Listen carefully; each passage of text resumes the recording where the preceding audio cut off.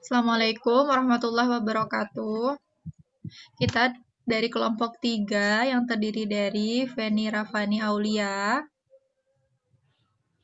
kemudian Triana Suherti, kemudian saya Fathitul Jannah. Di sini kita akan menjelaskan bab 3 tentang bagaimana Pancasila menjadi dasar negara Republik Indonesia.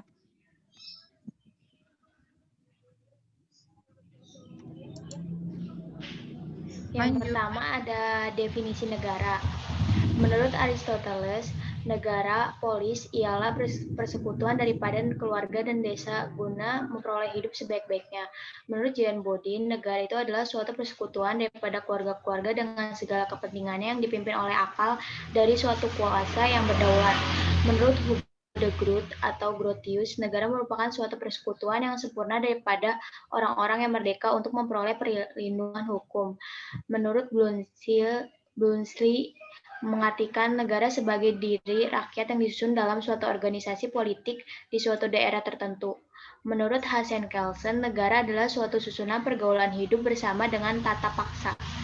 Menurut Harold Laski, negara sebagai suatu organisasi paksaan atau coercive instrument. Menurut Woodrow Wilson, negara merupakan rakyat yang terorganisasi untuk hukum dalam wilayah tertentu, atau a people organized for law within a definite territory. Konsep tujuan negara. Tujuan negara yaitu kekuatan, kekuasaan, dan kebesaran atau keagungan sebagai tujuan negara. Lalu ada kepastian hidup, keamanan, dan ketertiban sebagai tujuan negara. Selanjutnya keadilan sebagai tujuan negara, kesejahteraan dan kebahagiaan hidup sebagai tujuan negara, dan kemerdekaan sebagai tujuan negara.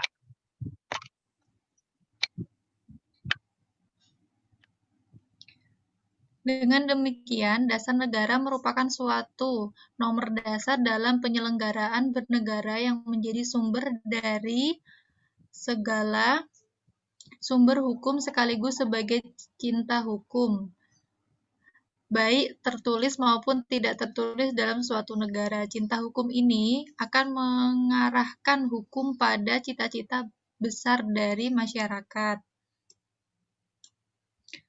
Prinsip bahwa norma hukum itu bertingkat dan berjenjang termanifestasikan dalam Undang-Undang Nomor 12 Tahun 2011 tentang pembentukan peraturan perundang-undangan yang tercermin pada pasal 7 yang menyebutkan jenis dan hierarki peraturan perundang-undangan, yaitu sebagai berikut. A. Undang-Undang Dasar Negara Republik Indonesia 1945. B. Ketetapan Majelis Permasyarakatan Rakyat. C. Undang-undang Peraturan Pemerintah pengganti undang-undang. Kemudian D. Peraturan pemerintah.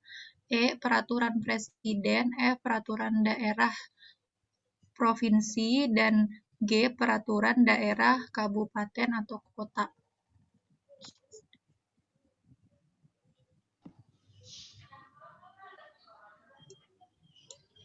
Alasan Pancasila menjadi dasar negara Republik Indonesia.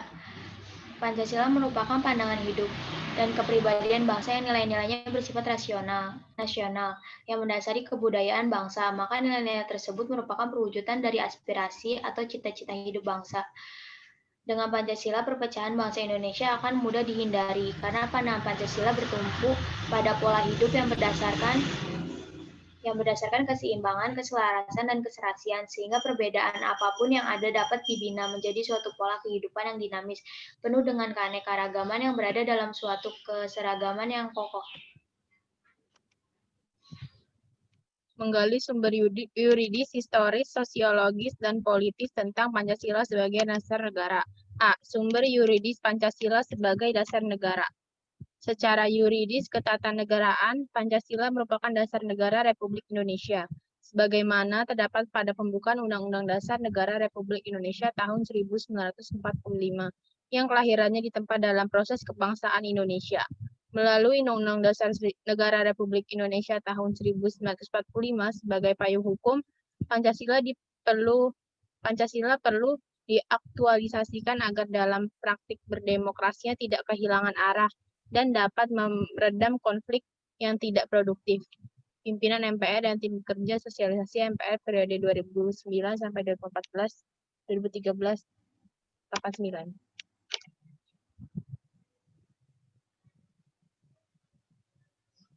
B. Sumber historis Pancasila sebagai dasar negara. Pancasila dijadikan sebagai 87 dasar negara, yaitu sewaktu ditetapkannya pembukaan Undang-Undang Dasar Negara Kesatuan Republik Indonesia tahun 1945. Pada 8 Agustus 1945, pada mulanya pembukaan direncanakan pada tanggal 22 Juni 1945, yaitu terkenal dengan Jakarta Charter, Piagam Jakarta. Tetapi Pancasila telah lebih dahulu diusulkan sebagai dasar filsafat negara Indonesia merdeka yang akan didirikan, yaitu pada 11 Juni 1945 dalam rapat Badan Penyelidik Usaha-usaha Persiapan Kemerdekaan Indonesia, Noto Nagoro 1994-24. Terkait dengan hal tersebut, Mahfud MD 2019-14 menyatakan bahwa berdasarkan penjelajahan historis diketahui bahwa Pancasila yang berlaku sekarang merupakan hasil karya bersama dari berbagai aliran politik yang ada di BPUPKI yang kemudian disempurnakan dan disahkan oleh PPKI pada saat negara didirikan.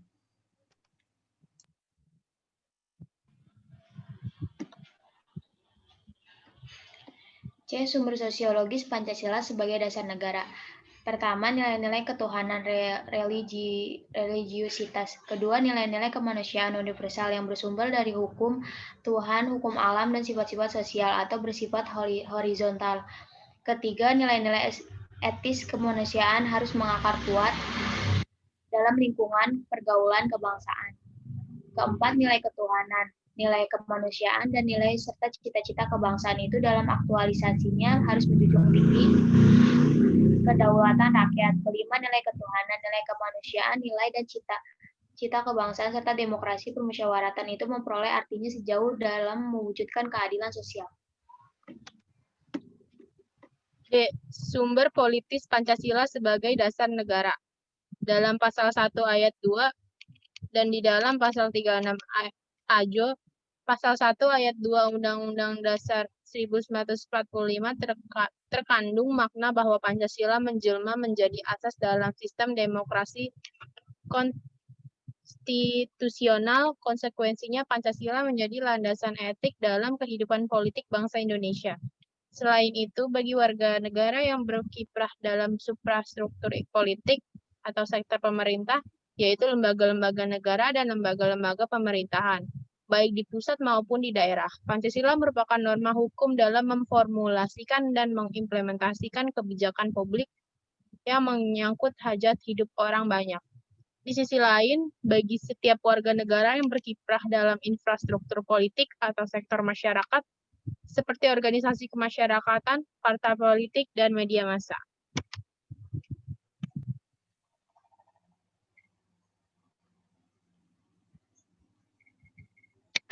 Membangun argumen tentang dinamika dan tantangan Pancasila sebagai dasar negara.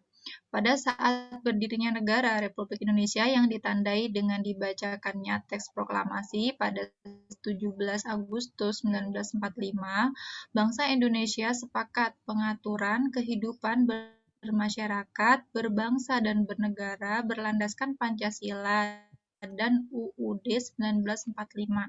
Namun, sejak November 1945 sampai menjelang ditetapkannya Dekret Presiden pada 5 Juli 1959, pemerintah Indonesia mempraktikkan sistem demokrasi liberal. Setelah dilaksanakan, Dekret Presiden Indonesia kembali diganggu dengan munculnya paham lain.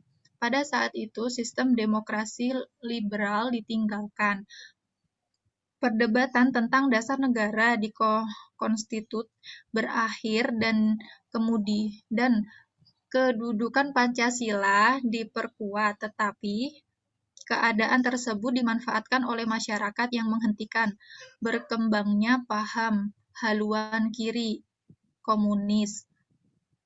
Puncaknya pada peristiwa pemberontakan G30 SPKI 1965. Peristiwa ini menjadi pemicu berakhirnya pemerintahan Presiden Soekarno yang diganti oleh pemerintah Presiden Soeharto.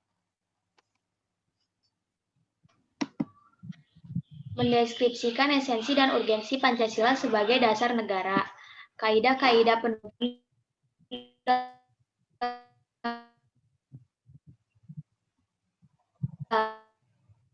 dalam pembuatan kebijakan negara. Sekurang-kurangnya 4 kaidah penuntun dalam pembuatan politik hukum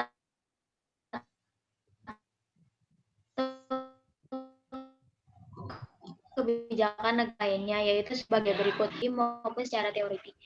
2. Kebijakan umum dan politik hukum haruslah didasarkan pada upaya membangun demokrasi atau kedaulatan rakyat dan nomokrasi atau negara hukum sekaligus. 3. Kebijakan umum dan politik hukum haruslah didasarkan pada upaya membangun keadilan sosial bagi seluruh rakyat Indonesia. Indonesia bukanlah penganut liberalisme, melainkan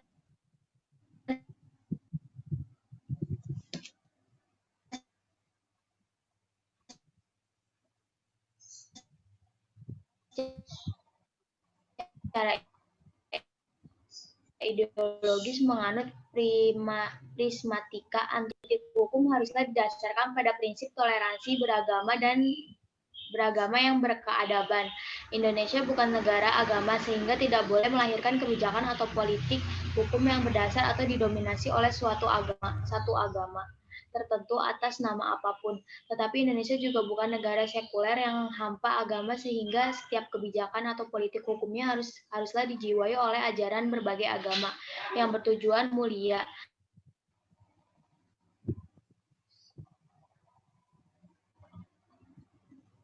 Contoh kasus, siswa SMP di Purworejo menjadi korban bullying. Kasus perundungan atau bullying siswa SMP disertai penganiayaan segegerkan Purworejo yang diketahui bersekolah di SMP Muhammadiyah Butuh. Korban berinisial CA, 16 tahun, mendapatkan perlakuan tidak pantas dari 3 orang siswa di kelasnya, yakni TP, 16 tahun, DF, 15 tahun, dan UH, 15 tahun. Setelah diamankan dalam prosesnya, ketiga pelaku tersebut naik statusnya menjadi tersangka. Kapolres Purworejo AKBP Rizal Marito menjelaskan bahwa ketiganya dikenakan Undang-Undang Perlindungan Anak. Mereka akan dikenakan pasal 75 Undang-Undang Perlindungan Anak dengan ancaman hukuman 3 tahun 6 bulan. Terangnya saat menggelar jumpa pers. Namun meskipun itu, para pelaku tidak akan ditahan lantaran masih di bawah umur. Kamis 13 Februari 2020. Terima kasih dan sekian atas penjelasan dan pemaparan kami tentang bab 3.